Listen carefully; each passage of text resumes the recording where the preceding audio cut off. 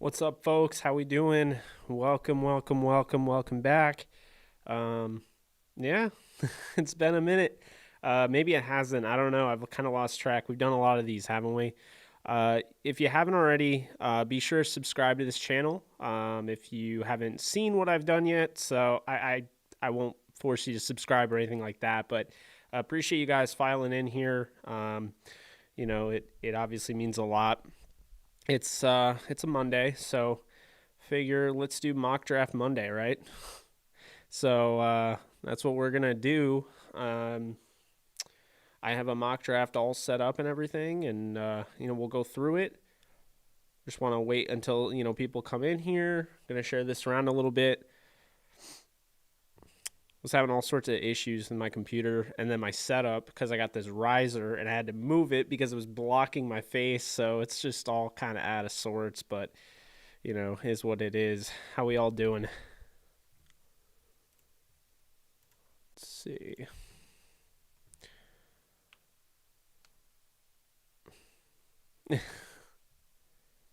What's up?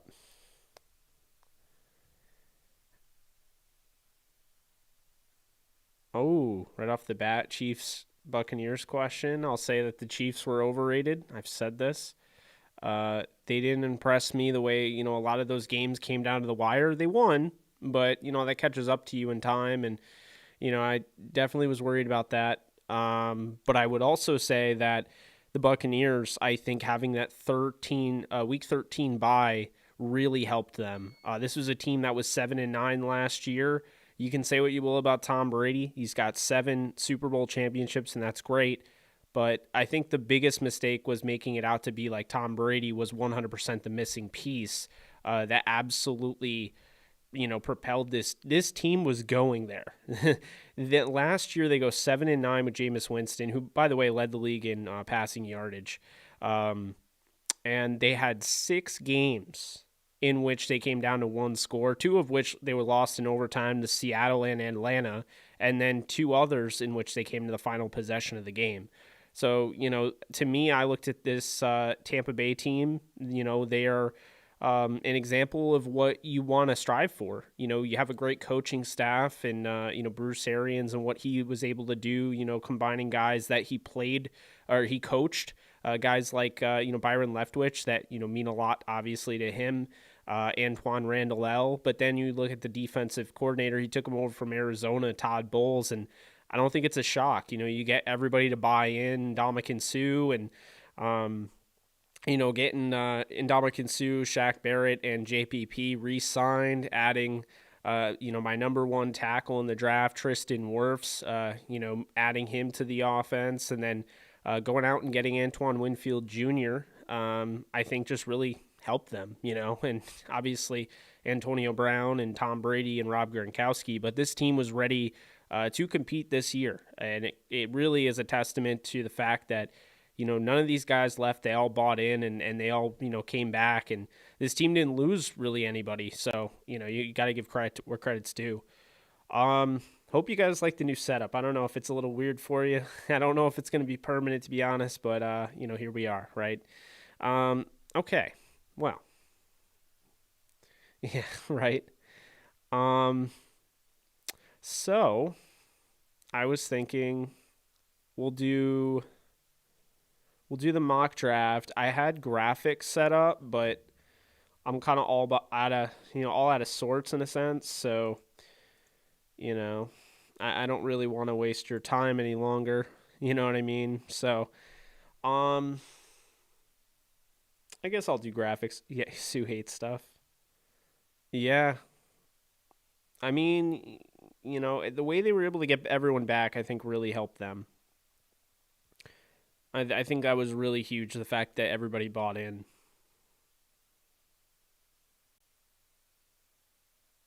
What's happening? Oh boy. All right. Well, I'm getting all my stuff ready. I can't really. It's hard, obviously, because there's so much going on, like all this. Uh, yeah, I don't know if I'm gonna stick with this setup, but we'll see.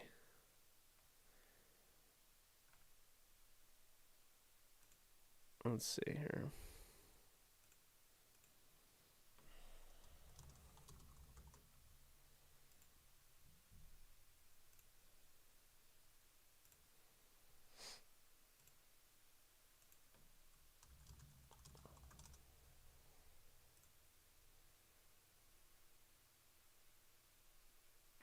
Well, yeah, no, edge defender.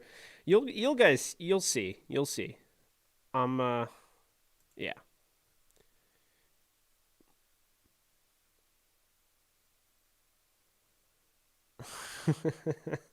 It would appear so, wouldn't it? That's funny. The Jets being the Super Bowl champions. All right. Well, if we could make this. All right. So, we're going to get this thing started. It's going to look bad because I don't know how I'm able to set this all up beforehand. But we're going to get started with this mock draft. I know you guys have been waiting very patiently, might I add, and I appreciate you for that. Um, so this is what we're going to do.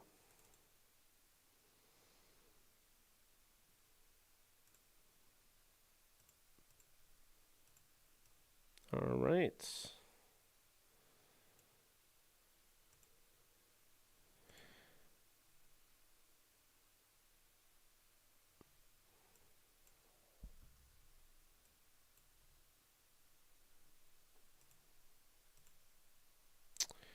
And with the Rams' second round pick in the 2021 my mock draft, I don't know what you want to call it, 57th overall, the Rams are going to select here Josh Myers, center.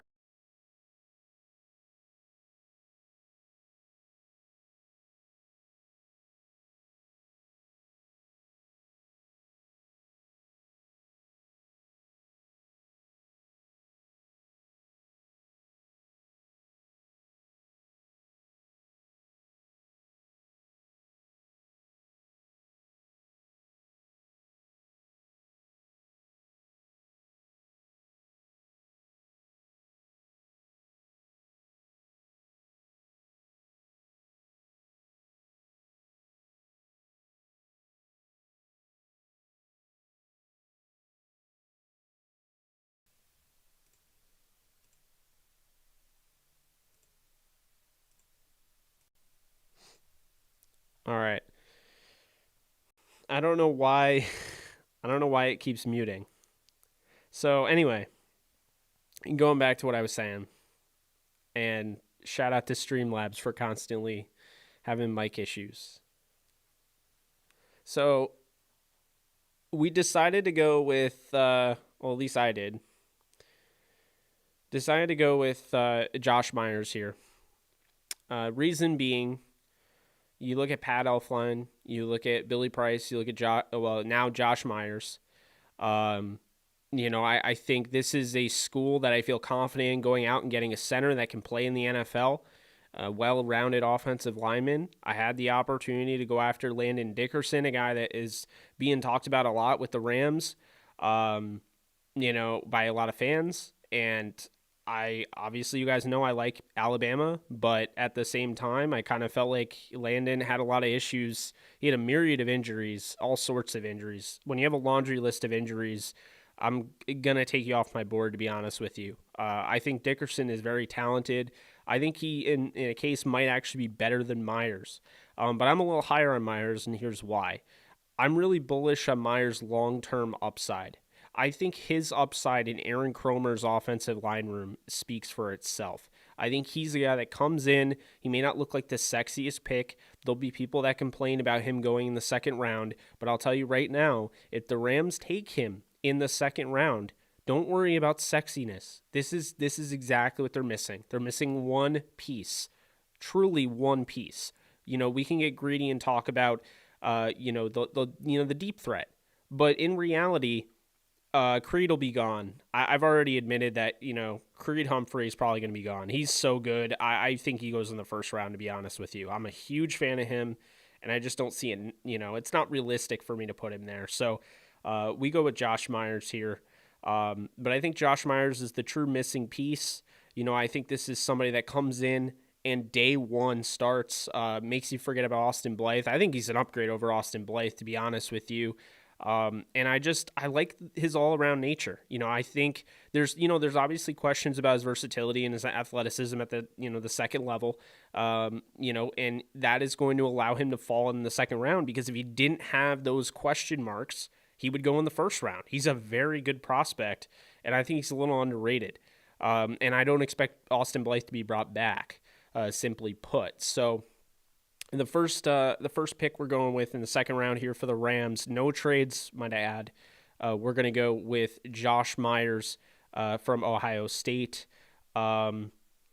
Let's see. Blake Shadden, I appreciate you donating. You asked James Hudson or Dylan Radunes, who is better for us. I'd probably say Dylan Radunes, but we'll keep this thing going.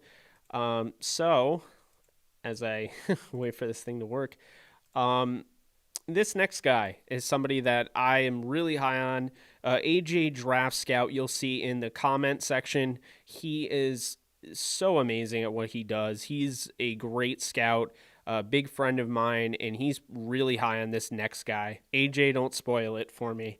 We'll keep that curtain closed just for a sec, and then we'll add it over onto this. So, the Rams are going to start off with Josh Myers. You kick him in at center, and you have to like what you see there. You have Josh Myers at center. You have Whitworth at left tackle. Left guard could be a combination of, first off, you have David Edwards that was there. You have Noteboom. Maybe an Ankrum steps in. Maybe Bobby Evans. Likewise with right guard. So you have a lot of guys there, a lot of pieces to move around. And then right tackle is Havenstein unless you trade him. So like the way the Rams offensive line looks there. And now we move on to the third round pick here, and this may or may not happen, because here's the thing. I think Myers, you might have to reach a little bit, and it's not a huge reach, but you might have to reach a little bit to get him or trade down. This next guy, and I almost blew it, he might not be there, but I think he could go in the third round, could also go in the second. He had a really good Senior Bowl, and we're going to go get the Rams an edge defender here in Jordan Smith out of UAB. The length, 6'6", 255. This is definitely somebody, in my opinion, that is a sleeper in this draft, is not getting enough talk. And quite honestly, I'm a big fan of his game. So, when you look at what, Jordan Smith can do, first off, he transferred from Florida following credit card fraud scheme. So it's not the greatest reason for somebody like him to transfer, but these guys get into tough situations. It happens. We all make mistakes, and I have gone on record and said, I'm more worried about injury red flags than character red flags. I've always said that. But this guy, he's coming in 6'6", 255. You'll see that similar length that the Rams added last year in the third round in Terrell Lewis. So I look at a guy like Jordan Smith. He comes in here, and he can start day one. I think he's the most talented pass rusher immediately once he hits that roster. And I'm a big fan of Justin Hollins, but I think Jordan Smith adds just a dynamic pass rush ability. And I think he's pretty good as a run defender as well. But, we'll get more into it here. He's, in my opinion, the best fit as a 3-4 outside linebacker. I know the Rams are kind of, it's unsure what they're truly going to do. But I think if they're going to stick with Brandon Staley's scheme and just add nuance of what Raheem Morris can bring, then Jordan Smith will fit in like a glove. You look at him, he's got a big arsenal of moves, to utilize coming off the edge. He's got that Terrell Lewis length and overall size, and you don't have to worry about the injury concerns because they're not there the way they were with Terrell Lewis. He has the second highest career pass rushing grade per PFF in the entire draft behind only Quincy Roche, who you guys know I like a lot. and third highest pressure rate in the country per PFF since 2019. He would be the most talented pass rusher on the Rams day one, as I've said, and he has superstar traits in my opinion. I think if you paired him with Aaron Donald, he could absolutely explode, and this would be somebody that would really hit the next level. I think you're looking at a premier pass rusher in Jordan Smith if he gets a chance to go to the Rams and work on that, work in that room with Aaron Donald. I think that would be huge for him. It'd be huge for the Rams, and I think you're finally looking at the best pass rusher off the edge that they've had in quite some time. I know Leonard Floyd looked really good, but he's a 1 year type of guy. I think he's going to leave. Jordan Smith, you have for the next 4 years, maybe even longer. This is a guy that you might want to extend at the end, but I'm really, really, really high on him. So is AJ. Just a big fan of what he can do. And I'll be honest with you folks, I'm very soured out on Terrell Lewis. I'm really worried about his long-term health, and Jordan Smith comes in there and kind of remedies that for the time being. And I think the Rams, based on these two picks, would have to be Super Bowl favorites if they're not already. So moving on, we move on in the fourth round. We stay in the third round. So how do they have these third round picks? Well, their first third round pick, their base third round pick that they get by default, went to the Lions. So let me just start off by saying that was part of the deal that with the Lions. Okay, so I'm just going to say that right now. The 3 picks that they had in the third round, one of them's gone. The other 2 are compensatory picks. This one would have been for Dante Fowler. And the next one is for, I totally forgot. The next one is for, actually, it's ironic. It's for losing Brad Holmes. So, you'll see that coming up shortly here. I went with a guy that we talk about a lot on here, and I don't know how AJ feels about him, but I love this guy. I think he would, be something special. To add to this linebacker room. And that, my friend, that is Charles Snowden out of Virginia. A very long, here's the thing here. It's almost like you're looking at this draft in a sense. It has some sort of a theme here. There's a theme going on with the length. That isn't entirely my intention, but I look at Charles Snowden and what he can do. Obviously very long. He's athletic. Big fan of him. I think the Rams need linebackers. I'll be honest with you right now. The Rams need linebackers. You have a guy like Trayvon Howard that I like a lot. He's a exclusive rights free agent. Will probably be back, but we don't know for sure. Troy Reeder I like more than the rest, but Troy Reeder's still, not going to do it all himself. Kenny Young is a solid guy that they got as a throw-in, where they have, 3 years of control with, and, on a salary cap strap team, he makes sense to have. And then you have Micah Kiser, but I like Charles Snowden more than I liked Micah Kiser coming out of Virginia. And Charles Snowden reminds me a little bit of, he's obviously way taller, but he reminds me of Corey Littleton. I do think, his experience in coverage is something that impresses me. He takes very sharp angles to the football. I was really impressed by that, whereas not a lot of the linebackers on this roster do that. He's a very good tackler, sound tackler, has the ability to rush the passer. He's getting a little bit better. He has to, develop more as a pass rusher if that's what he wants to do, but he's versatile in that sense, and, he reminds me of Corey Littleton, the ability, he can kind of do it all. You're getting a guy that has, length, he has ball skills. I'm a big fan of him. I really am. And I think, you add him to this team, you get more length, and I don't think you can go wrong with being, very long the way they are with, if Terrell Lewis can stay healthy, you have a 6'6" guy off the edge. You have now Jordan Smith off the edge, and then you have Charles Snowden at linebacker, who's also 6'6". A lot of length there. AJ's like, I don't even know what we're doing with Snowden, but we'll make it work over here, AJ. Don't you worry. Now, the next one here is a little bit of a, You know, I think he's a solid. I think he's a solid cover guy. I do. I mean, he's not the greatest in the draft, but I think he'll get better, and I like his long term potential, and I like his overall. Like I like his body. So the next guy here, you guys have probably seen before. He plays for a program that has been talked about a lot on here. A very talented program, and he's fallen off a little bit. I think he was talked about more earlier in the year.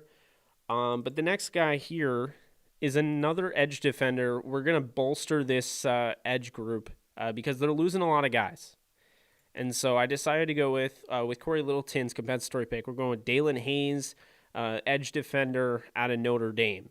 Again, 6'4", 261, so another somewhat long guy. I am a fan of him, and I don't think he's the best, but I think when you look at, say in the fourth round here, if you're able to get a Dalen Hayes, I think, the Rams would like that. He's got good size, he's athletic, he's got solid bend, strong. I really think that, the Rams at the end of the day, they're going to need more edge defenders. Not just edge rushers, but edge defenders.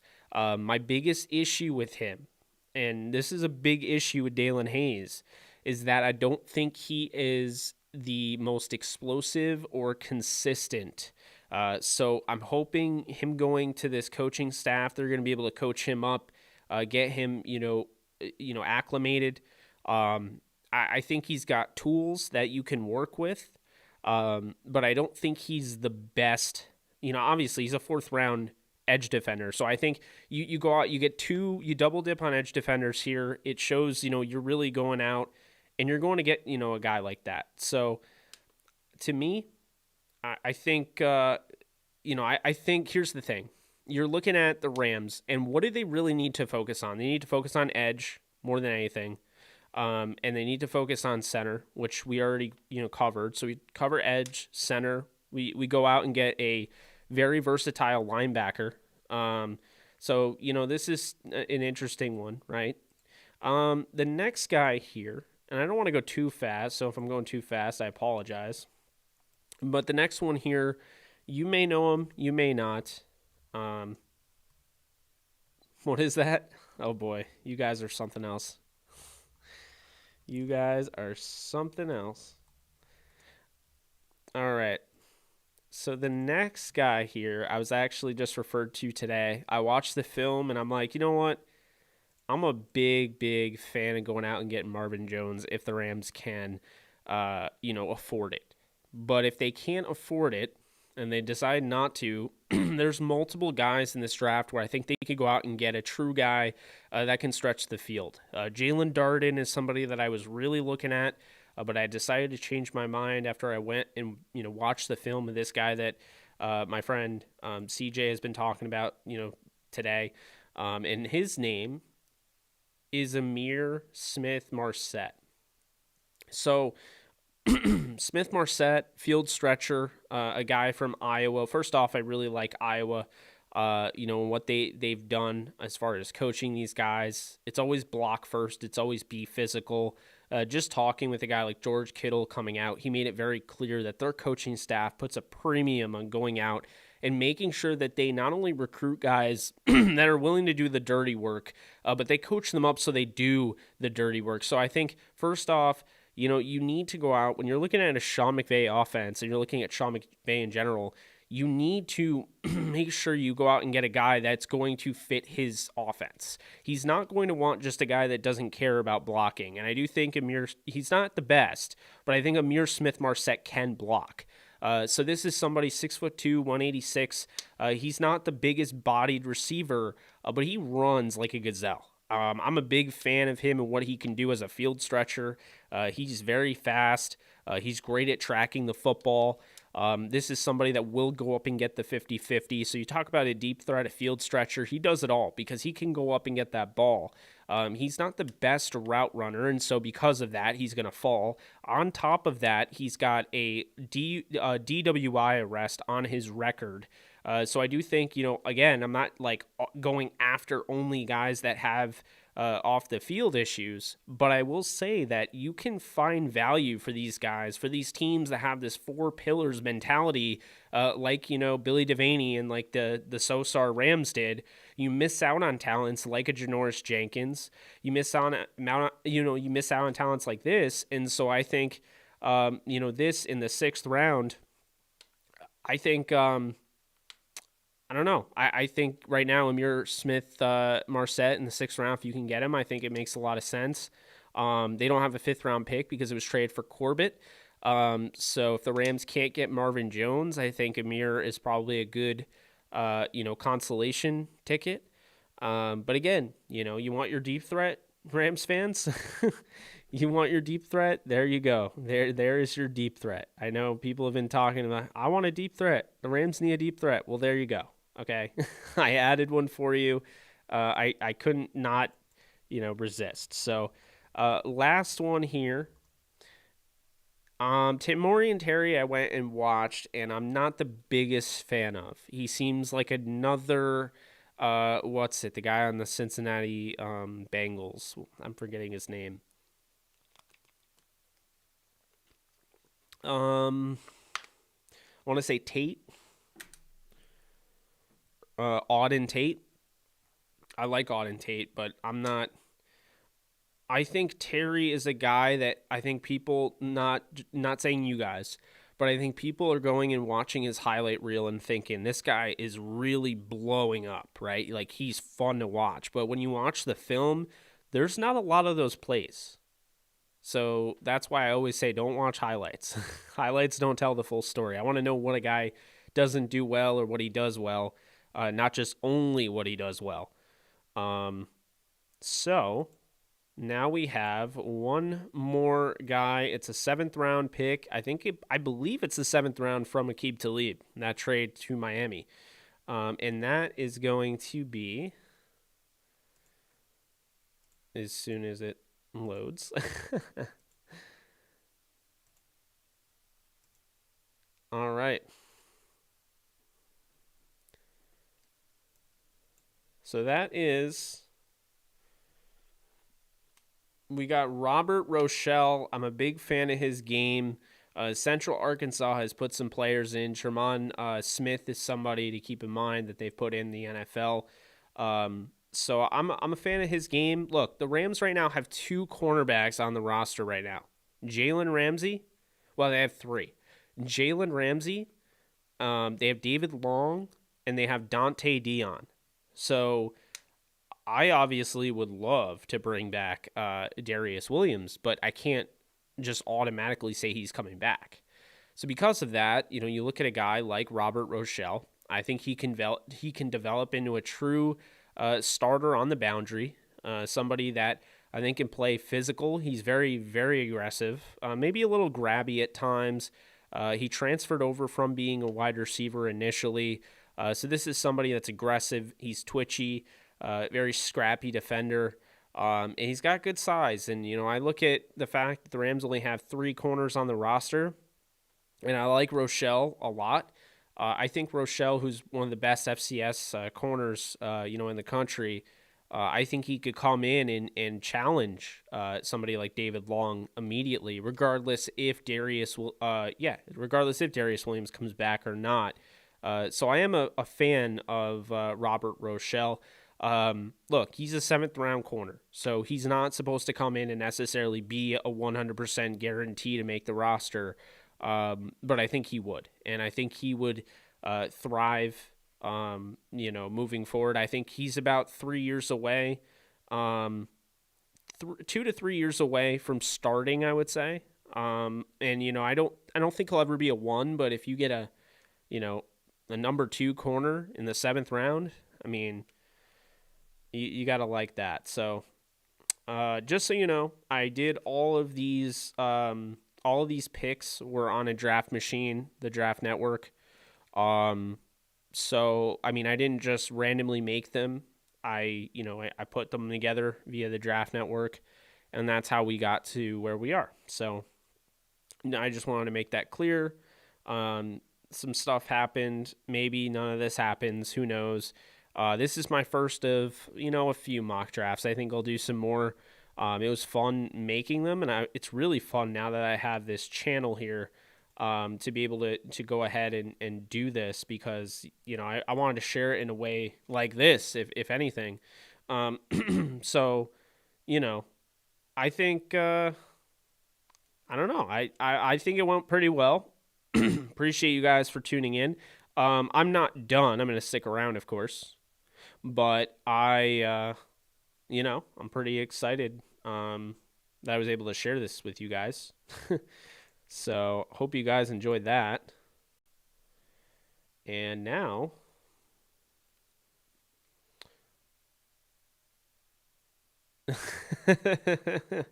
AJ. All right. We are back. You see my face now. Hopefully, you didn't miss it too much because I'm here. It's all good. It is a sauna in this room. So if I randomly lose my voice, I probably have all sorts of vocal cord issues anyway. Um, but if I randomly lose my voice, that's why. If you're wondering why I just randomly cut out, that is why. It's super hot in here. And I shouldn't be wearing a hoodie, but it's really, really hot out. It's really cold out, so, And what's up, Tom? Not available. How we doing? Yeah, you guys like the content? Should I keep doing stuff like this? Maybe do a mock off season? Do you like the slideshows? I thought it went pretty well. Look, I'm gonna tell you right now. I was super stoked to share my mock draft with you guys. Super stoked. I gotta check yours out, AJ. I gotta check them all out, except for that one where they give you like a grade. Because that one, I've seen people like AJ. You know what I'm talking about? The mock draft where you can get a grade where it's, what is it, A plus? No, you can trade like 8 first round picks or whatever. I've seen people like, Jake, what do you think about this mock draft? Well, it's not very realistic.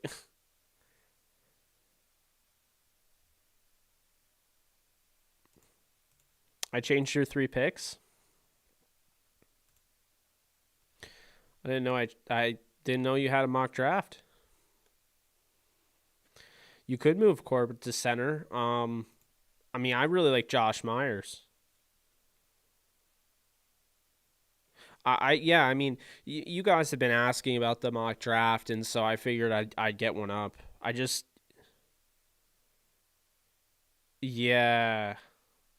Well, AJ, what's the mock draft though that like grades all your stuff? Not PFF. It allows you to make like 12 trades. Oh my god, I saw that Gorilla Glue girl. Oh my lord. So let me know. Drop a comment below. Let me know if you actually like this setup. I am uncertain. I don't know if this is gonna last. It's not gonna last for the AJ show because Adam wouldn't even be able to put his helmet there. Um, but I'm definitely curious to know what you guys think.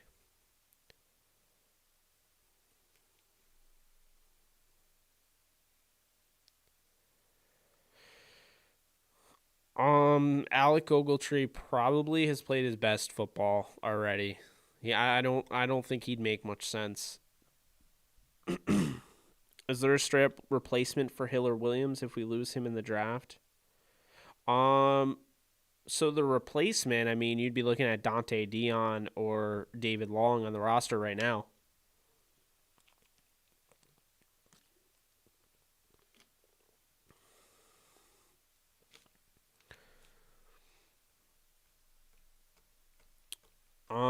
I need to watch more Patty Fisher, but I feel like he's been in college for 7 years.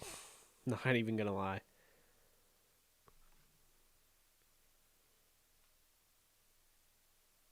Appreciate you, Blake. Always appreciate you guys donating. Means a lot.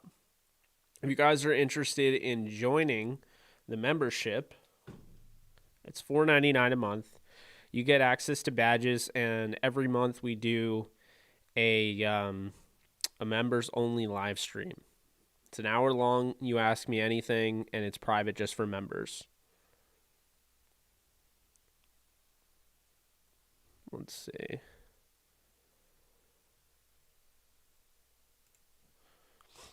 I'm looking at it right now. I'm going to take AJ's word for it.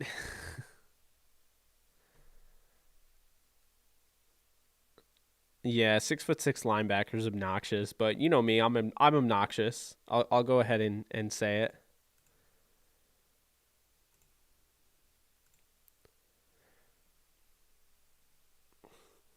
So let me know, folks. I'm gonna drop. All right, let's see here. I'm going to drop the link if you want to join.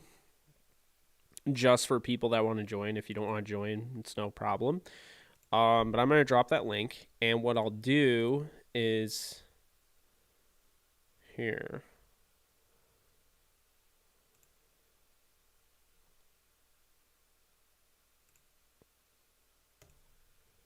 Monty Rice or Snowden.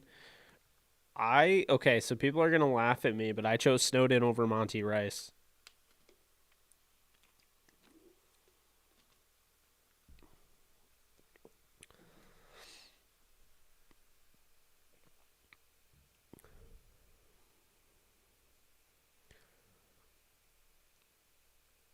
Mock off season.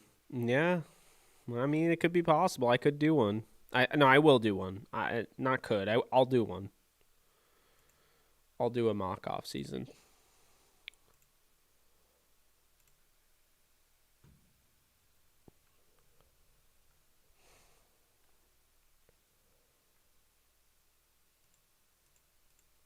All right.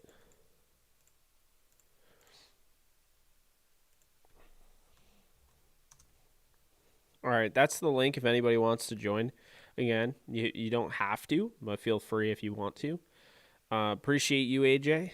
Um, yeah, I mean, I put some time into this, so I was hoping it'd be good, but I'm nowhere near is watched as much film as you have, so I'm still in the process of getting things together. But um, I would love Marvin Jones with Stafford. Yeah, mock off season, and just have like the cap figures and stuff. Update them. Yes, I love Canva. Yo, what's up, Jake? How we doing?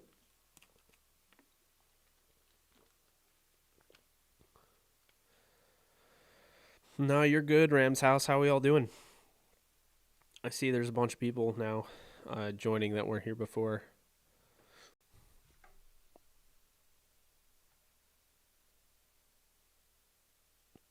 I like Marvin Hall. I don't know what's wrong with him. I mean, sometimes guys like that just get cut.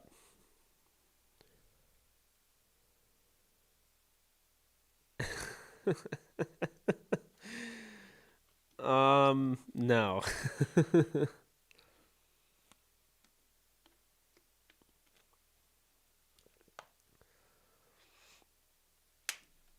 I realize that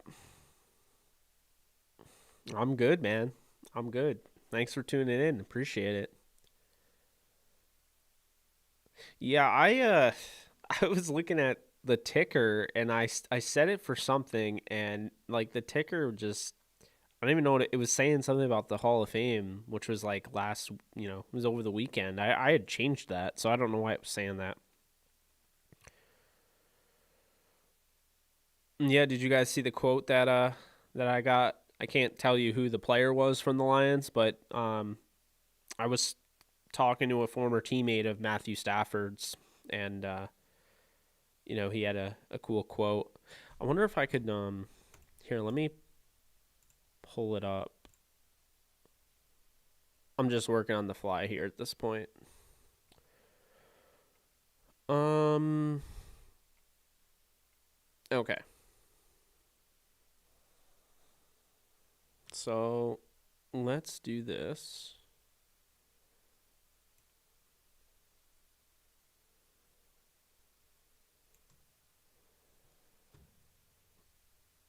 And then, yeah, I wasn't a fan. Let's see. Yeah, my mock draft is absolutely subject to change. I want Clowney, man. Clowney's going to cost you about $6 million. Just watch. He's not going to get a lot.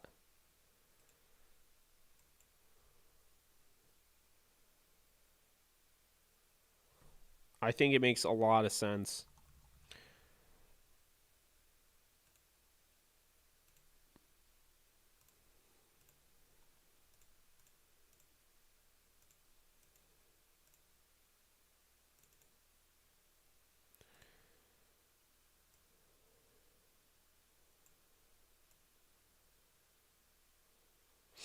All right.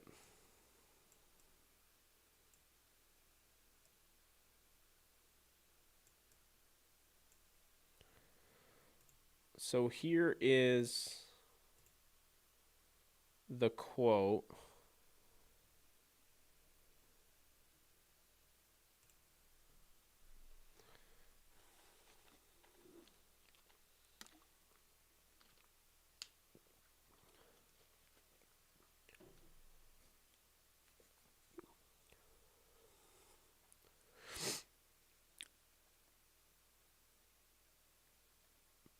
So you can tell why why a player on the Lions would not want to associate his name with that.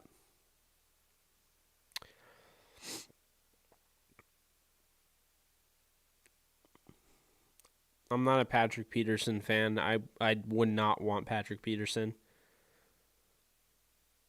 TJ didn't get snubbed.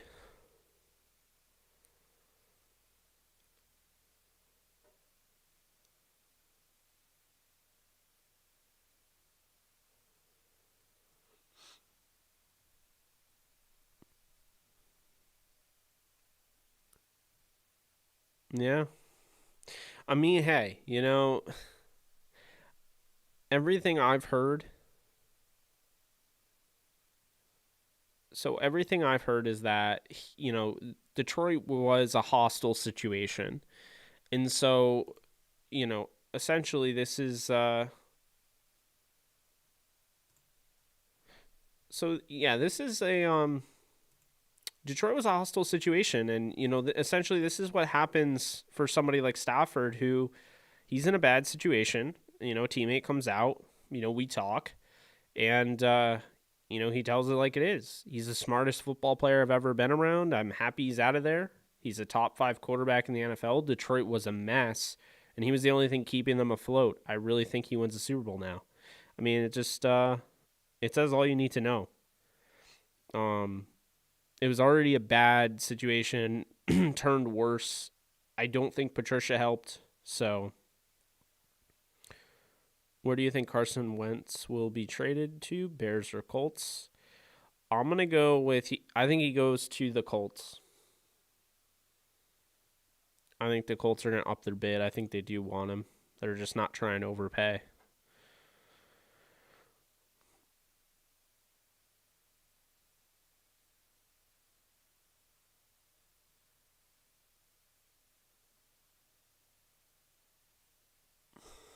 You think, AJ, where are you on Torrey Holt? Do you think he got robbed?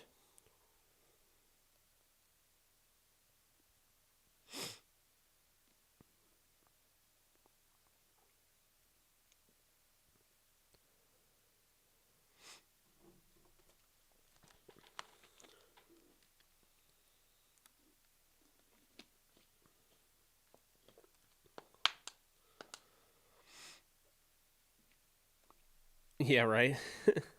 Luck's not coming out of retirement.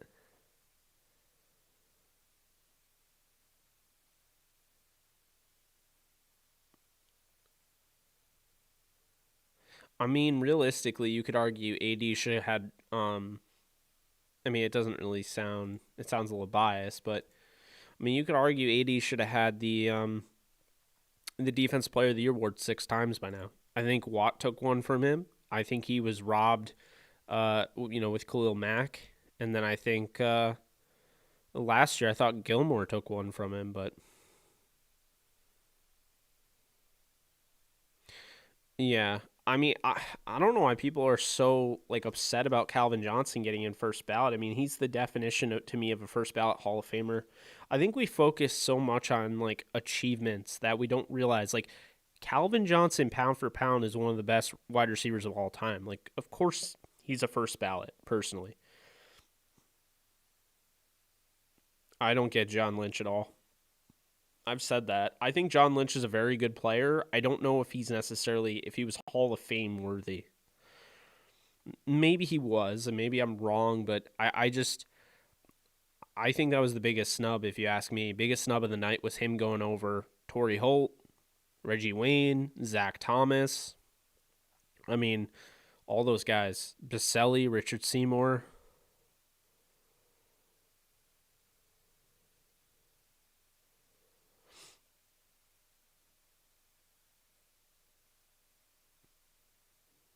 I will say this though.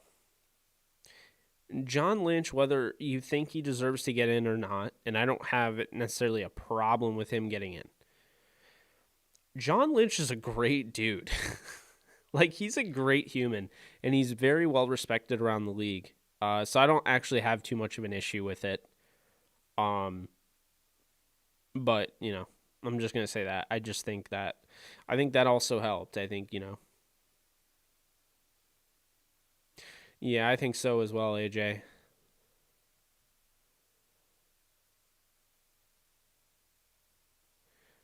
Um,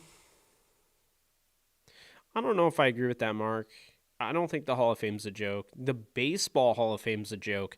Do you know how many guys got in the Hall of Fame this year for baseball? Zero. I did a whole rant on it on my channel.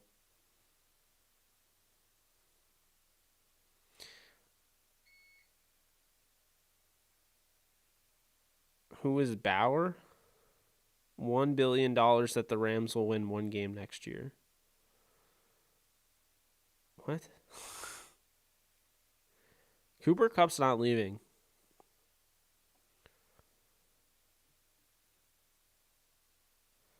By the way, JJ Watt had a serious I actually have it. Let me see if I can pull this up.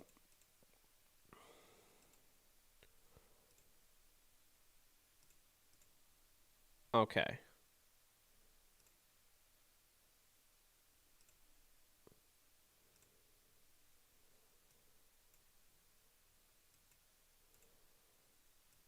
Let's see here. Okay, so let me pull this up. This is the double team rate according to ESPN pass rush metrics. Um there's this okay, so there's this narrative going around, not just you for saying this. I forget who just did. But JJ Watt is not declining. And I want to show you why I'm saying that.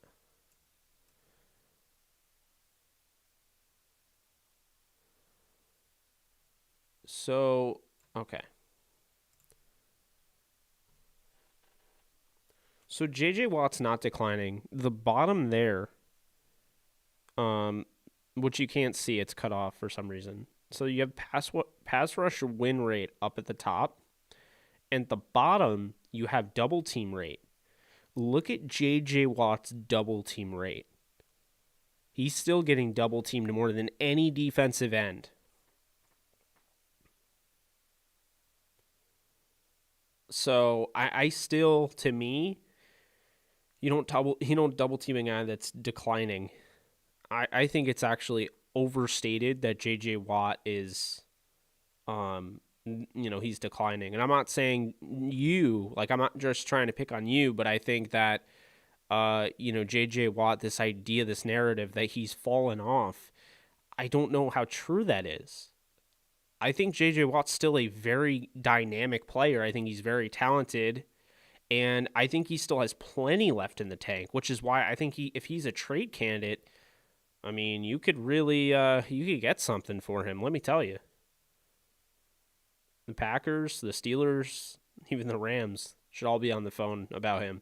Maybe not the Rams. Maybe not definitely, but maybe ask and see what they would offer. But J.J. Watt, look at the pass rush win rate though. Look at the double team rate, and look at T.J. Watt. He's winning a lot, but he's not getting double teamed anywhere near as much. So Zadarius Smith is up there. Yeah, he's not the same because I think he's been overshadowed by Aaron Donald, if you ask me. But he's definitely not a he's definitely not like completely like a washed player like some people are trying to say lately. It's very weird. By the way, just for the hell of it, I have the Aaron Donald double team stuff right here. So I'll show that to you.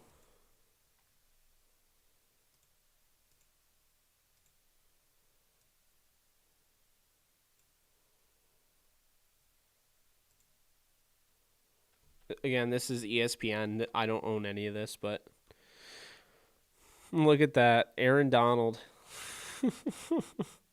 that double team rate and the pass rush rate is just insane. And Jake, I just saw you asked me what the what's your early Super Bowl pick? You guys ready for my early Super Bowl pick? I'm going an all LA Super Bowl. I think it's going to be the Rams and Chargers.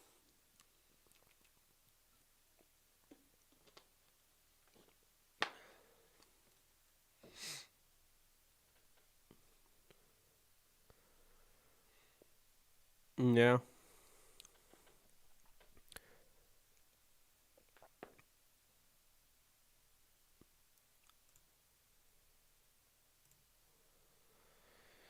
He does. He looks pretty lonely up there, but I think he's okay with that. Yeah, I have Rams and Chargers next year. Very high on the Chargers. They have to fix their offensive line, no doubt. PFF ranked them the worst. They're around the worst. I won't say necessarily they're the worst, but they're one of the worst. I think they get that fixed. I think their defense, getting a guy like Derwin James healthy again is going to be huge for them. Having Brandon Staley, I think I just have a really good feeling about the Chargers making it. They have a quarterback that I think can do it all in Justin Herbert. You have Austin Eckler, you have Keenan Allen, Mike Williams, Hunter Henry. Maybe they go out and get another weapon. But I will say that, the offensive line needs to be upgraded. The defense, I feel like they have, some good talent there. Guys like Kaiser White that play a role, Michael Davis, Casey Hayward, Chris Harris Jr., assuming he comes back. So I'm excited to see Nasir Adderley and his continued development. I loved him at Delaware. Derwin James, if he stays healthy, of course. Joey Bosa. Melvin Ingram probably won't be back. I think they add a guy like Leonard Floyd to the mix. And then, they still have Jerry Tillery, who they got in the first round from Notre Dame. So they have pieces there. Justin Jones. I wouldn't be surprised if they end up shocking the world, and they won't shock me, but and going to the Super Bowl. If it's an all LA Super Bowl, I think that'd be cool. However, I will say it's a big gamble and a big risk for Rams fans. I will say that's how you take over a city. If the Chargers truly want to take over a city, they got to win a Super Bowl first. Yeah, it does seem like the Boses are always hurt.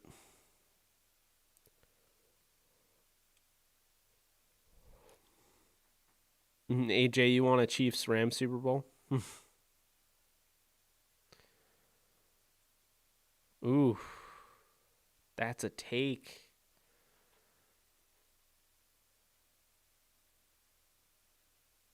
I wouldn't say Todd Bowles is better than Brandon Staley necessarily. And I'm a big Todd Bowles fan. Can you guys believe that Todd Bowles Neither Todd Bowles nor Leftwich got a head coaching job. Blows my mind.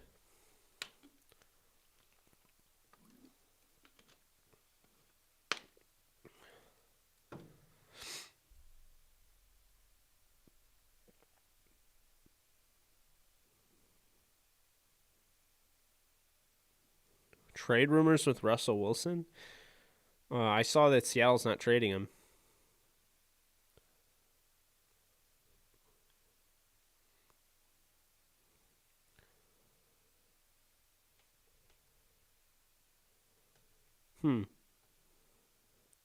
Jags Lions Super Bowl.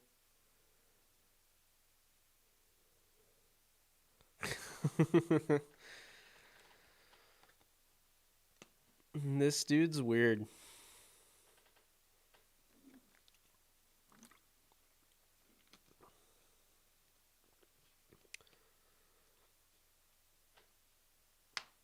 I don't know how Cincinnati stuck with Zach Taylor and didn't go out and get Joey Bosa's OC from LSU. I was actually really shocked that Joe Brady wasn't the guy. That's what I would have done. Godwin to the Rams. Do you realize how much I don't think Leftwich even interviewed, which is ridiculous. I don't think he was asked to interview, is my point. I call it how I see it, AJ. All right, well, let's look at Chris Godwin's market value real quick, because he's not, and I love him. I was all over him in the draft. And George Kittle and Chris Godwin, like I was like the king of the fan club there. By the way, Chris Godwin isn't going anywhere. Just read here that Tampa Bay is planning to sign him long term or franchise tag him. His calculated market value is $17.1 million. His base market value would be $15 million per year. You wouldn't be able to get Godwin. The thing is, the Rams have 3 starting receivers because regardless of how you feel about Van Jefferson, the Rams love him. I love him, but the Rams love him. He's a second-round pick, and he's going to start as their go-to third guy. With that being said, though, when you have 3 guys like that, you don't need to go out and spend a lot on. You don't need to go out and spend a lot on a guy like that. As much as I love Godwin, so. Who do we have here in free agency? Well, you look, and the receivers are plenty. There's a lot of receivers here, but do any of them make sense for the Rams? That's the most important question here. And so when you look at it, really, the guys that make sense for the Rams are the guys in the $8 million to below price range. Anything over $8 million, I can't really justify. And I think $8 million is still a lot. But like when you look, like, I'm curious what a guy like AJ Green gets at age 33, trying to revitalize his career. They have him at a $6 million average annual salary. Is he shot? Can they get anything out of him? That would be an interesting option. I think Allen Robinson's going to get $20 million, if you ask me. Yeah, $20 million is his market value. Yep.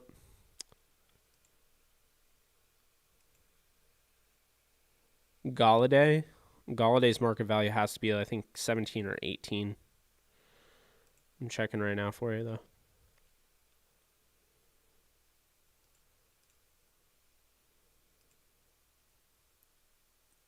17.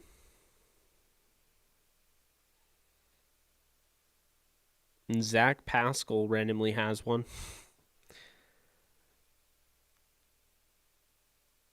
So, AJ, do you think AJ Green could work in LA? Is that the guy that maybe we should be talking about?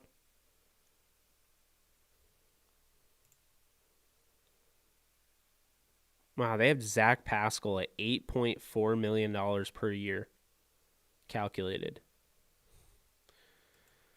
I would not be paying that. What's Rashard Higgins at?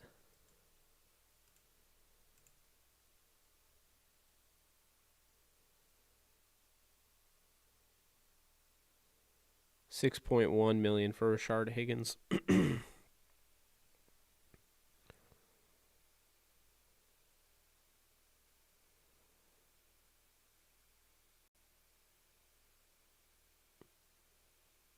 Well, the thing is, I don't care about the age, because bottom line is, if you can get a year out of AJ Green, that would be pretty awesome as your fourth receiver.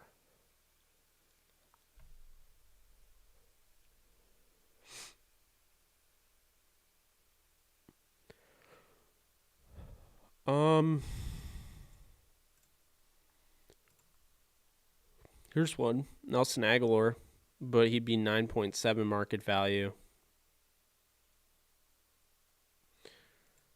Curtis Samuel's a little interesting here because I feel like his valuation's a little too low.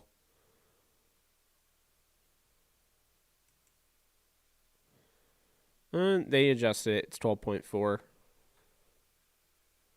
You don't think so on Green, AJ?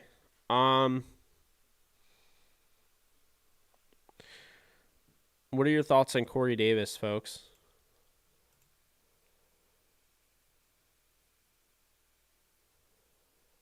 I think he'd be a little too expensive, but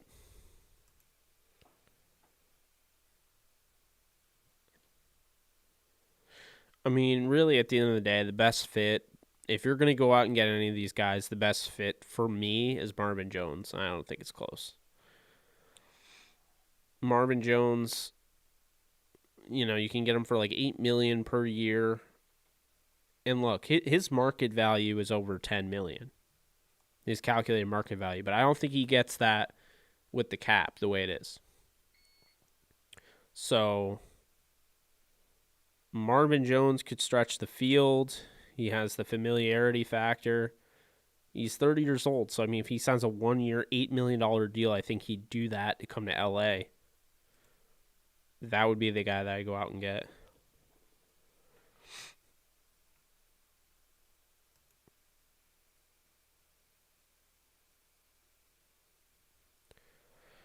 I mean, anything less than $8 million would be cake. Oh, I'm tired.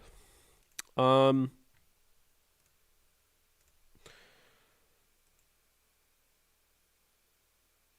Camp, Isaiah McCoy, or Trey Walker. Nice. Way to go, AJ. I don't know those guys, so I'll have to take a look. I like Darden a lot. And before I picked Amir Smith-Marset, I really was close to picking Jalen Darden from North Texas. I like him a lot. Would not be surprised if he ends up having a good career.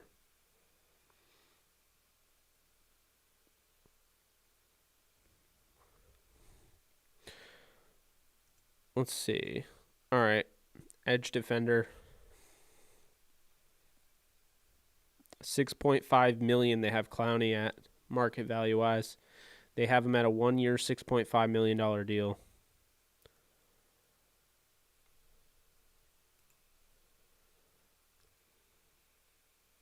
He's going to want to reset, so I think it makes sense. You play next to Donald for a year, you build that cash flow back up, you'd be good. Romeo Aquara from Detroit, depending on how much he would be. If you could get Aquara for under 10, you'd have to consider that, I think. I mean, aside from that, folks, there's not... Like, Sosa brought up Yannick Ngakoue, but he's going to be like $15 million. Like, I just don't think he's much of a fit.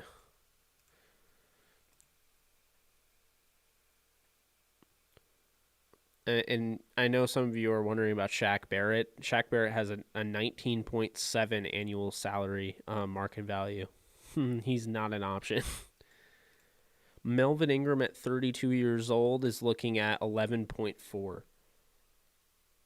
I think Clowney is the best option. You draft those two edge defenders.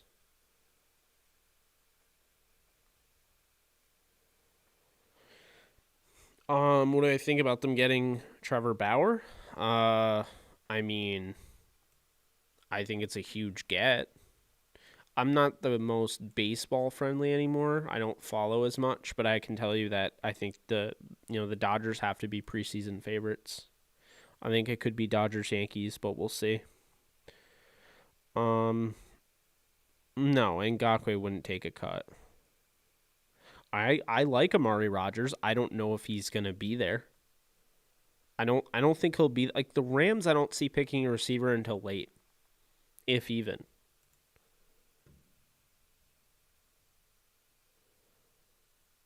I don't know. I mean, it's a great edge class, so I wonder you might be able you might be able to steal Clowney here. Bud Dupree is gonna be like 18.2. That's just not gonna happen. Matt Judon, I'd imagine, is gonna be like 15. Yeah, they have him at 15.6. Um,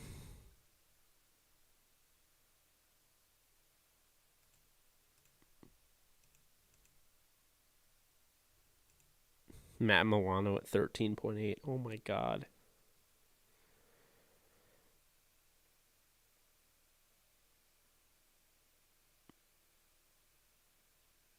Well, Chris Rump is actually he was really good as far as creating pressure. I think he had the highest pressure rate in the entire country according to PFF. But I think the issue with him is that he's so undersized that he's just a situational pass rusher.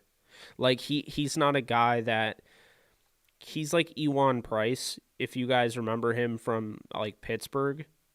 Like he could come in as in a situational role and be a nice like rotational guy, but he is probably not going to be your best bet as a starter. And I think if the Rams are drafting any edge defender, they're trying to groom them into a starter. A guy like Dalen Hayes, a guy like Jordan Smith.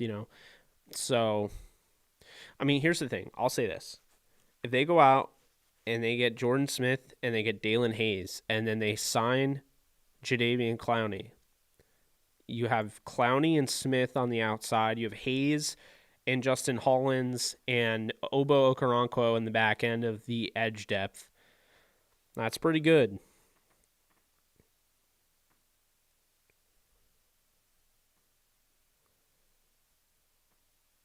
And then I mean you could start Snowden and Reader, depending. Josh Myers on the offensive line. Amir Smith Marset as your fourth, your field stretcher, your fourth guy. Robert Rochelle, kind of throwing that rotation at corner. I got to say this, I was also debating with Rochelle and another guy would be more of a slot guy. Let's see here.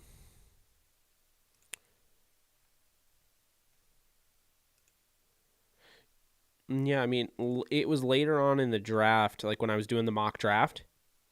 And so I was looking at, was it Lenore?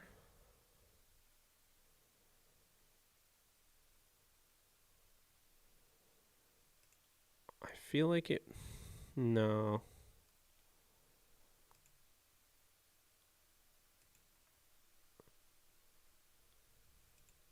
Miles, no, wasn't that. It was Cameron Bynum, I think, or Brian Mills. No, it was Cameron Bynum. So I was looking at Cameron Bynum as a guy that could play like the slot corner spot, take over for Troy Hill. But I decided to go with Robert Rochelle. AJ, I'm glad I got you out on. I'm glad I got you on the Clowney bandwagon. Just think, if the Rams can put Clowney and Donald together, that would have been like the greatest draft class of all time. If they drafted Clowney and Donald in the first round with those two picks.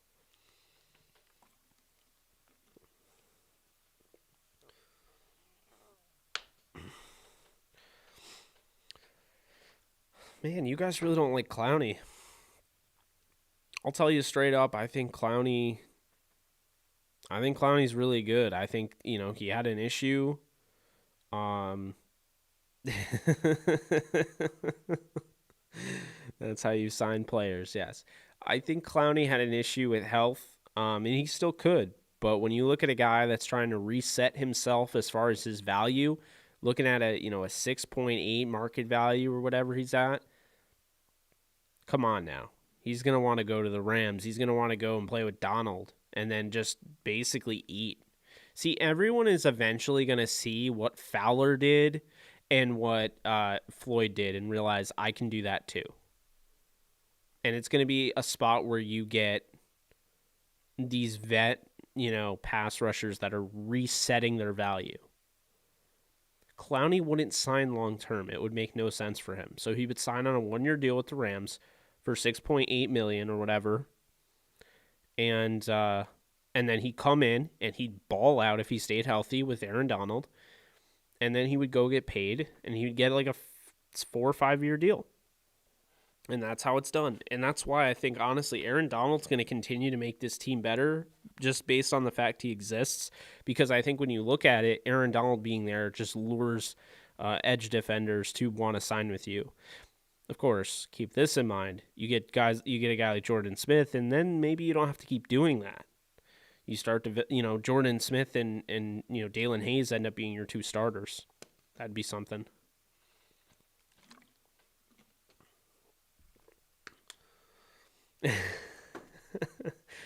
Aaron Donald is Nick Saban. Only on this live stream, folks. I feel like I just saw Jake said something. What was it? Trey Brown? I wasn't talking about Trey Brown necessarily.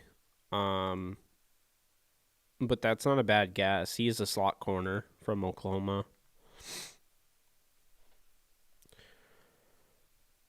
I'm good with Clowney. Just hope he can stay healthy. I see how great the pairing could be. Then what, Jake? He gets his money and turns into Albert Ainsworth. Mark, man, you got to lay off. You got to let up on Clowney, man. You got to let him prove himself.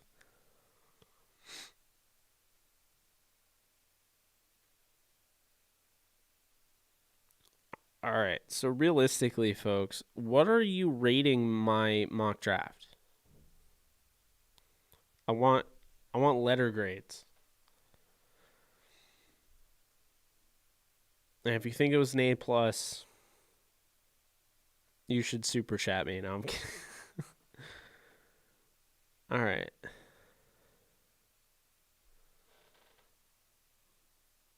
I don't think Patrick Jones will be there if you get Jordan Smith.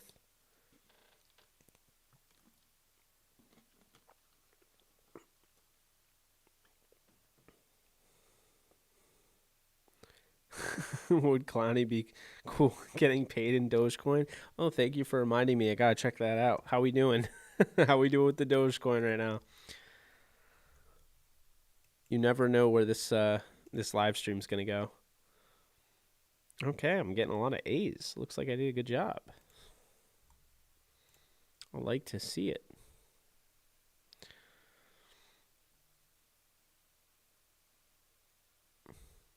Oh man, we're still moving. This Dogecoin is just, it can't not be stopped. There's a live stream from like 2 weeks ago, maybe a week ago, where I said right on the stream, like, I forget what it was, but like it went down to like 30 or whatever, and I was just like, oh well, my day isn't going that well, so then I just logged off. I was like, oh, I'm not gonna.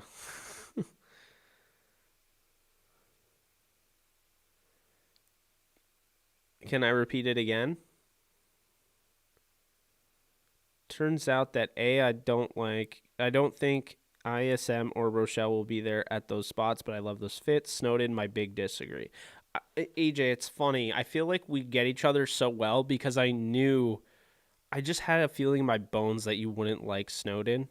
And I don't even know if you dislike him, but more so maybe just the fit. And maybe I drafted him too early. I don't know. All right. Well, for people that didn't see, I'm gonna throw it up right now. So we're gonna do that real quick. We're gonna go to first pick. Again, for people joining that didn't see initially, first pick in the mock draft was Josh Myers. I'm not going to repeat myself because there's a lot of people in here that saw the whole presentation I put together, and I don't want to be the guy that repeats himself. But basically, this is a guy that would come in and start on that offensive line day one. Would replace he would replace Austin Blythe. All right. Third round, we have Jordan Smith, who is probably my favorite pick in this entire draft. I'm honestly, AJ, I'm not even gonna lie, I might pick Jordan Smith in the second if I have to. Like, I love the guy. So he would start, in my opinion. And then in the third round again, I went with a linebacker, Charles Snowden, a guy that you guys, we in this community here, we've talked about a lot.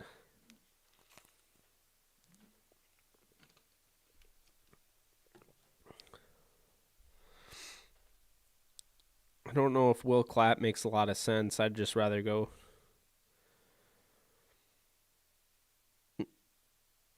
I don't think Josh Myers won't be there in the fourth round. But moving on, I went and got another pass rusher for the Rams, Dalen Hayes, a guy that I think can be developed into a starter.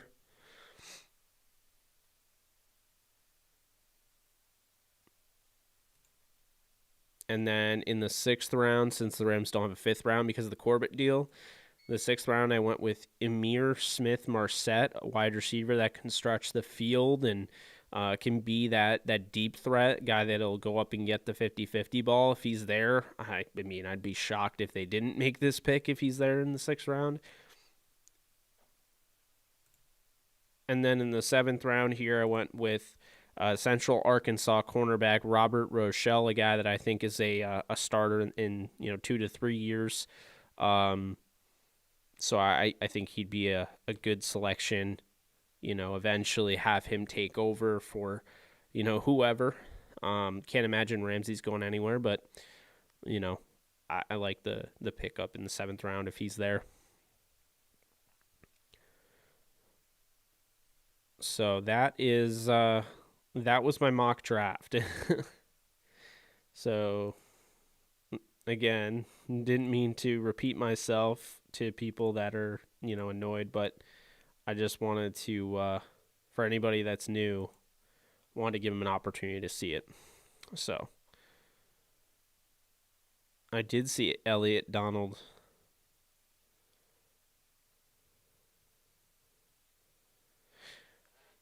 I think, AJ, I think you tweeted it out. You were saying that if the Rams don't get, Creed Humphrey, who, by the way, is who I want more than anybody at center, but he won't be there. I'm convinced now he won't be there. He's that good. But if the Rams don't get Creed Humphrey, or if they don't get Landon Dickerson, then this is the next best option. And I was saying earlier, I don't think he's the sexiest pick, but I think he's a guy that'll be around for a long time. I think he's got stability. I think he's somebody that would fit right in there, a plug and play starter. And I think with Aaron Cromer, you're getting a guy that has a chance to, potentially be a Pro Bowler. I mean, I'm bullish on Josh Myers long term, if I'm being honest with you.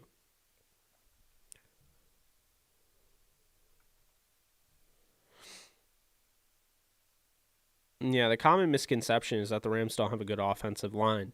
But what I will say to you guys that may believe that's the case, that they don't, Jared Goff's poor pocket presence, his ability, like his lack of stepping up in the pocket and just being flat-footed.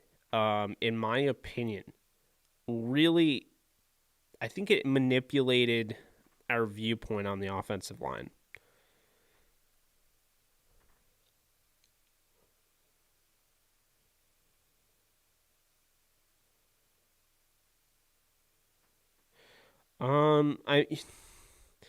I get that, but the full mock draft you have to keep in mind is like it's a lot.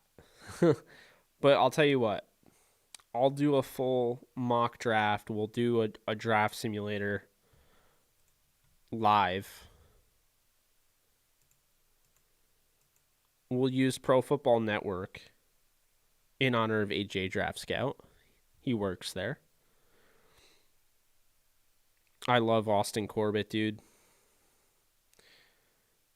AJ, were you at the Senior Bowl with Austin Corbett? Is that where I met you? Or was it the one after? Was it last year or the year before? I don't remember.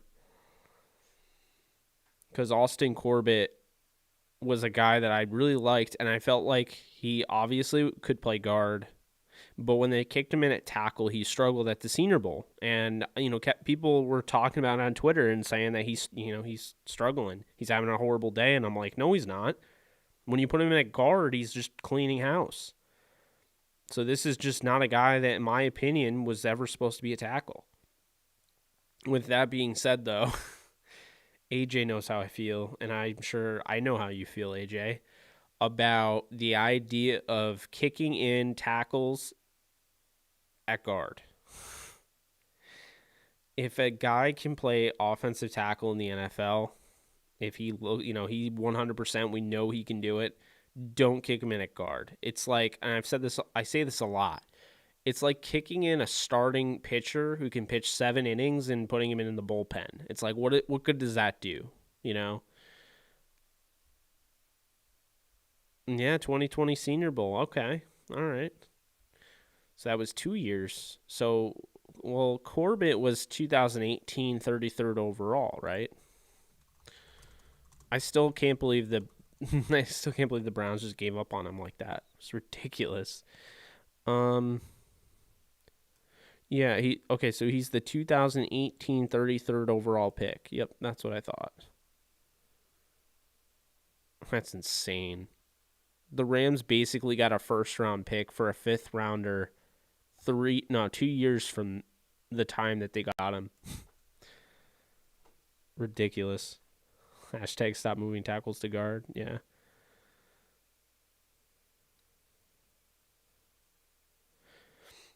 Yeah, if Havenstein works at guard, I mean, I would absolutely be fine with kicking him in there. I want to see Ankrum get an opportunity because I really do like Ankrum.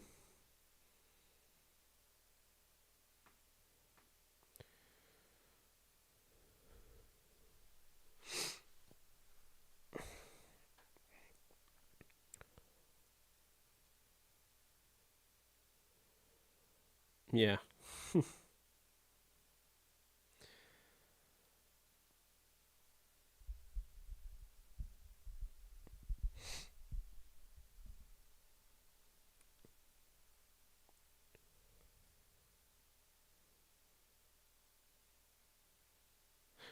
No. We're talking about tackles like in the draft.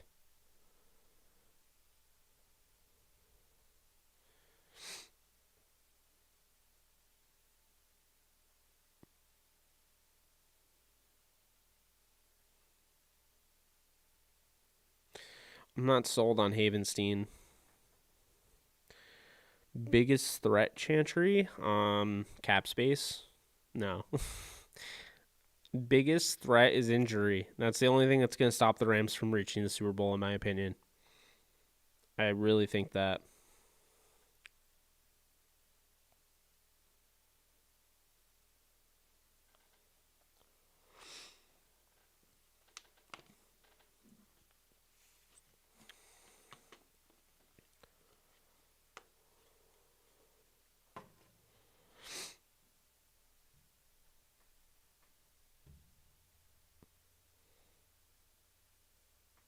All right, what do you guys think? You guys have any other questions?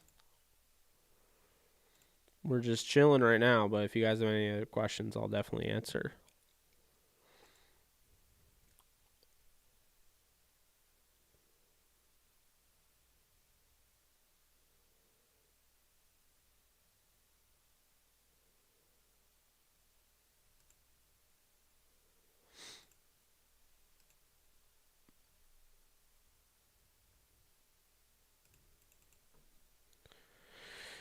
What do you do at right tackle if you ship out Havenstein?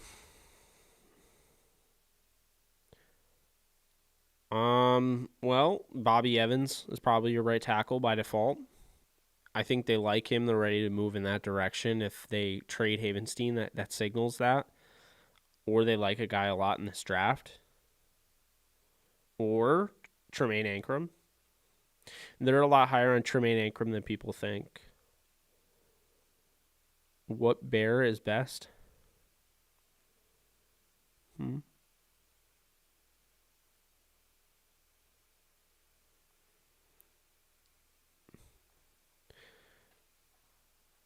Out of what three AZZA?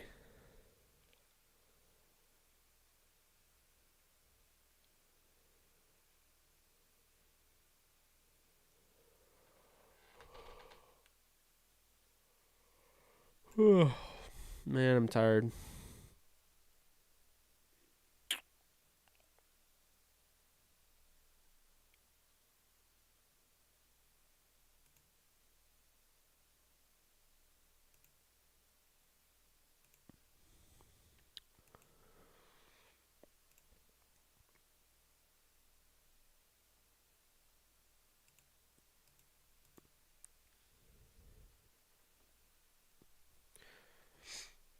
Any more questions, folks, before I get off?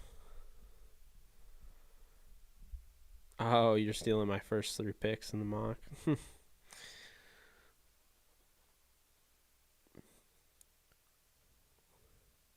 Do I like ping pong? I haven't played ping pong in so long. I mean, it's all right. I don't know. I'm just trying to give you a valid answer there. What did you think about Mahomes' sideways throw? It was amazing. Just think, if his top receivers catch those passes, who knows what happens? Like the one where he threw it and it bounced off of Tyreek Hill's helmet, and then the other one where the guy just dropped it. No, I didn't think so.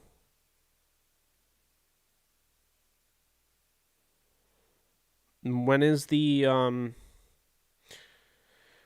big live show or big live show? All right. When is the update, AJ? I'll have you on.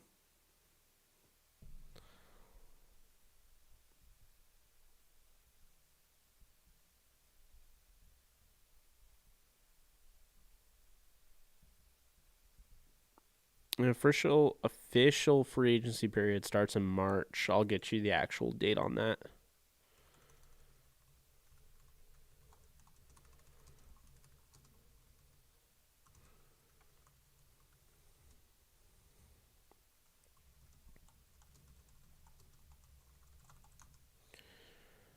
March 17th is the official start of the 2021 league year.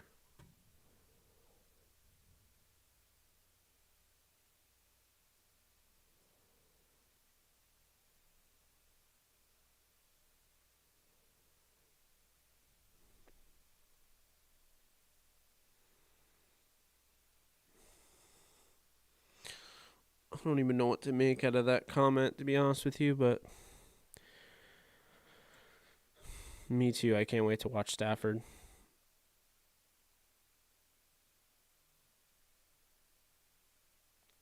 I think JJ is back, to be honest with you.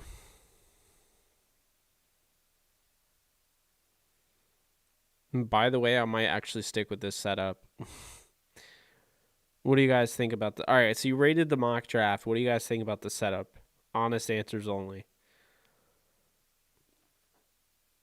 Give me a letter grade on this setup compared to the other ones.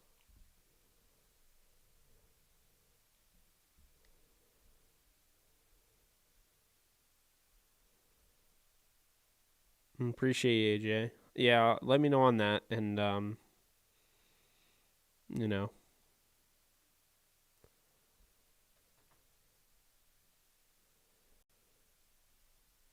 you afford him with restructures.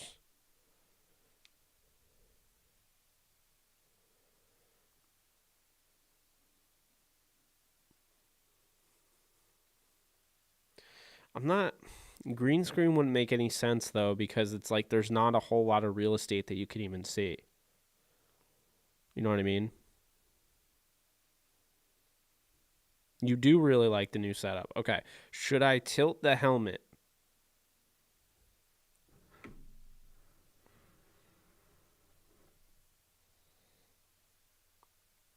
Maybe never going that way ever again, but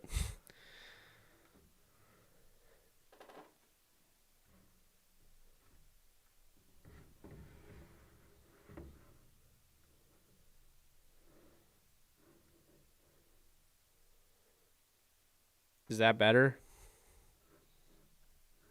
Maybe like that.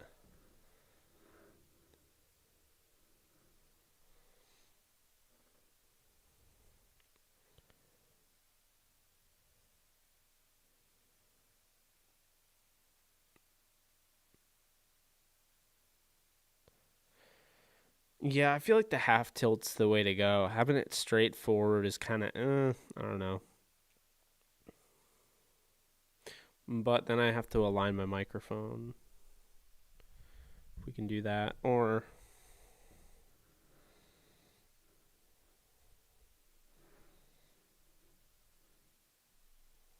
there we go.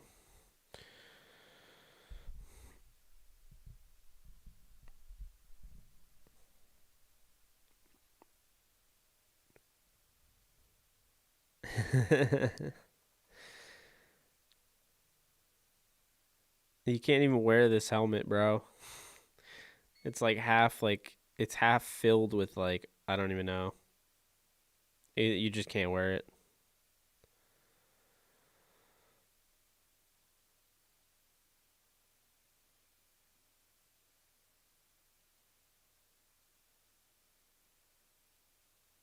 Yeah, I can't wait for next season either.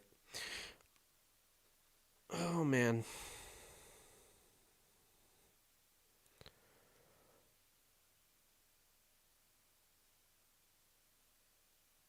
This dude's alarm in the other room. I don't know if you can hear it, but it's annoying. So annoying. Like why your alarm sets at 11. Well, it actually makes sense. I think the guy thinks he set at 11 a.m., which is when I think his thing opens because he's a personal trainer. At first, it looked like the helmet was holding your mic up. Yeah, it was kind of a cool looking illusion, I guess. Or maybe not. I don't know. Is there a straight up replacement in the draft for Hill or Williams if we lose him? Yeah, I mean, if you lose Williams, you're going to want to look early on in the NFL draft at corner. And, I think first guys that come to mind, a guy like Elijah Molden, maybe out of Washington, Paulson Adebo out of Stanford, Asante Samuel Jr. out of Florida State. I would say Aaron Robinson at UCF and Afitu Melifonwu out of Syracuse. So those are some names. If you lose Troy Hill, I mean, I'm not 100% convinced that, like a guy like DeMonte Casey won't come to the Rams and follow Raheem Morris. I'm still curious to see who Raheem Morris brings. So, Well, I'm thinking we might get some shelving in the back, like behind. So we'll get shelving up and maybe have my Robert Woods sign football. I don't know. When I met him, he signed it's not like a game ball, but he signed like a random football for me. It was cool. You know,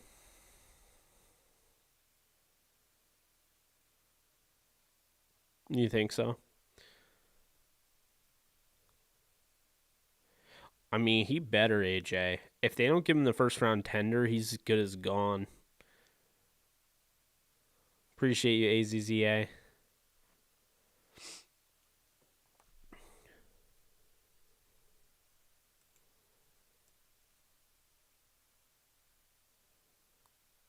That alert is so annoying.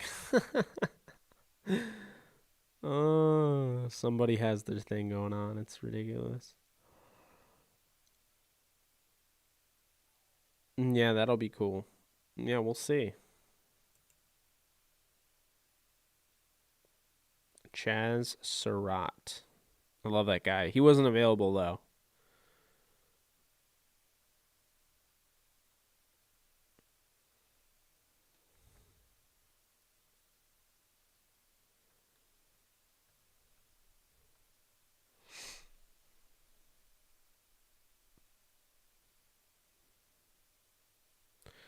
I don't know what to think. I guess we'll find out who the new Rams coaches are. I'm not really worried. I kind of feel like it's a revolving door, and Sean McVay is just going to find the right guys. I wouldn't mind Charles Harris. I like him. He was my number one. Okay, here's where, you know, if you ever watch Colin Cowherd, where Colin was right, where Colin was wrong, this is where Jake was wrong. I actually had, I loved, um, your comment just went away and it threw me off. Yeah, there it is. I love Charles Harris in the draft so much. He was my number one edge defender. And if you remember what draft he was in the same draft as Myles Garrett. I had Garrett at 2 and I had Charles Harris at 1, where Jake was wrong. That's a good point, Nolan. Those replacement coaches will be interesting to see. I think Breeze is retired, yeah. Here's the thing, folks. I'm not necessarily worried about the Buccaneers. I'm not really worried about anybody. The Rams, if they stay healthy, I think will win the Super Bowl. I'm just worried about health at this point. I think people are really going to see the people that defended Jared Goff and all that. I think they're really going to see exactly what was being held back. And look, Stafford is not Aaron Rodgers. He's not Joe Montana, but he didn't have to be. Like, I think Stafford's a top 7 quarterback in the NFL. I think he's going to have an MVP like season next year in Sean McVay's offense. So,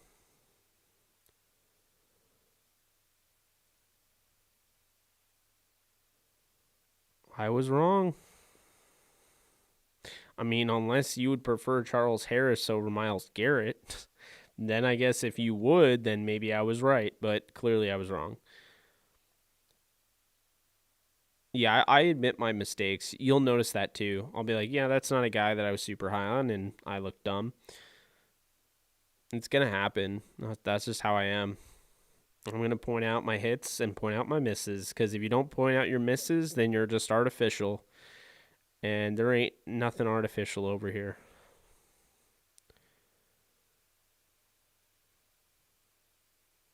Funny deities. That's funny.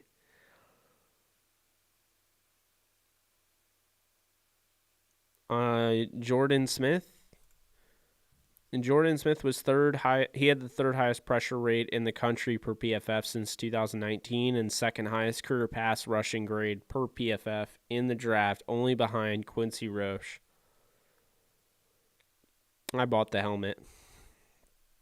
I bought it for like 140 on Amazon. Wolford will be the backup. They love Wolford. I will tell you right now, Wolford would have started if they didn't get this trade done. They were entirely comfortable starting John Wolford next year. Devlin Hodges is just keeping the theme of what a Sean McVay quarterback looks like. He just wants a guy that can work off script and, be. I mean, he's not a gunslinger per se, but guys that are mobile. He's a developmental guy that has, experience in the NFL. And then you have Bryce Perkins, who, I mean, there's a good chance Bryce Perkins beats out Devlin Hodges. So Wolford is 100% going to back up Stafford, though. 100%. I mean, I think they can get John Ross. I guess my problem with John Ross is I don't know how. I think he'd be good in a McVay offense, but keep in mind, Tavon didn't do anything in a McVay offense. Oh, always watch film, Ted. Don't watch highlights. Highlights don't tell the full story. Highlights show you something. Highlights are an illusion. Highlights are like the reality stone in the MCU. Anyone excited for episode 6 of WandaVision on Friday?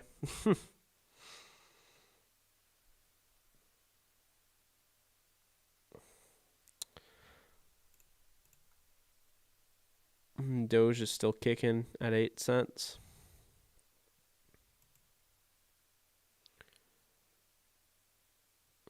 Always film.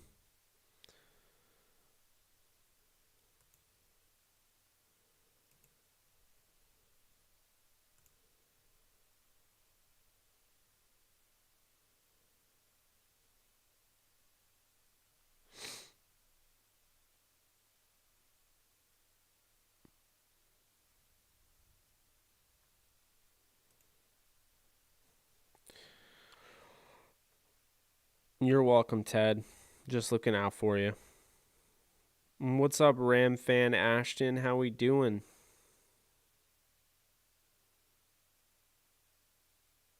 AJ, oh my god. I mean, it's true.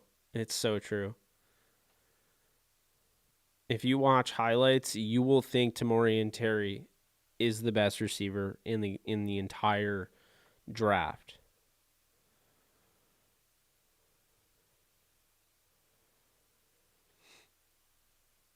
I think the Rams do bring back JJ, but oh yeah, dude, WandaVision's getting insane.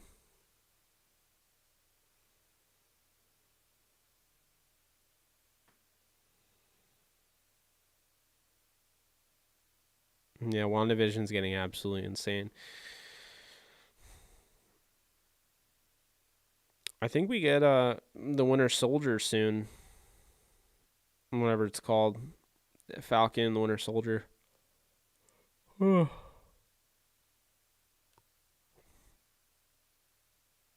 have to talk about the last episode of WD on a video. I know it would be an interesting combo. Yeah, the problem is we gotta, steer clear of those waters because, don't want to spoil it. It's pretty new.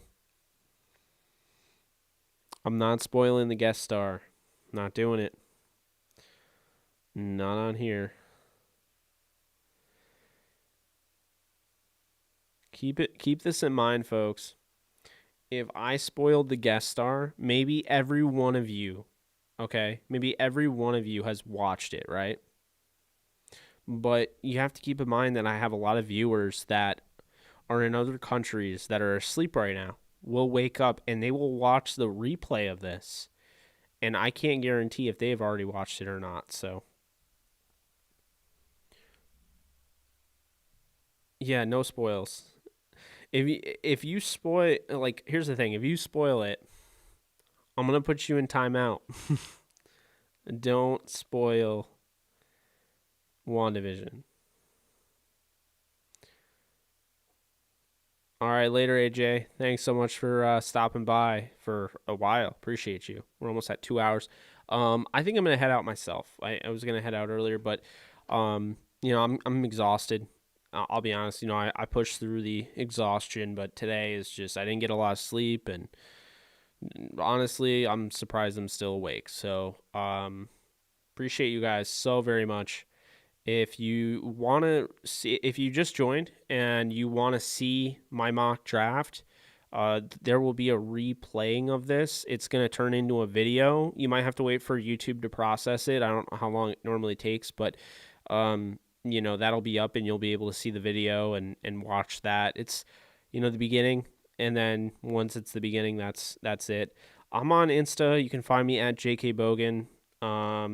You can find me on Twitter at JKBoganDTSN. Follow, and I'll follow you back.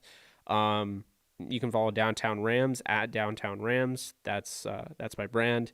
My company, Downtown Sports Network LLC. You can follow at DT Sports Network. You can also follow the AJ Show. I host with my cousin Adam Grego. You can follow that at AJ Show Live. And man, I'm all out of juice. But also, if you guys want to be a member, just hit the join tab. You can join. It's $4.99 a month. Basically, what you'll get those badges. As you can see, Eric Richardson has that JE badge. There's all sorts of badges as you work your way up the rungs. The longer you have the membership, the more badges you get. And we have a members-only live stream that we'll do every month. It's only going to be an hour, but it's an hour where you can ask nonstop questions, and I'm only answering you, and it's only to people that are members. So if you guys are interested in that, feel free to join. Also, I'll post the Discord link for anybody that wants to join. It's 24/7 Rams talk, but if anybody wants to join for like NFL or what have you, we do have NFL section on there. It's the Downtown Rams channel, so if you're interested in that, I'll post that below. And as you guys know, I love y'all, appreciate y'all, and I'll be back soon, probably tomorrow, but we'll see. If not, I'll be back soon. That's all I can really say. You guys take care. Enjoy the rest of whatever Monday you have left, and on to Tuesday. And we'll see if maybe I'm back tomorrow. Who knows? Love y'all. Peace.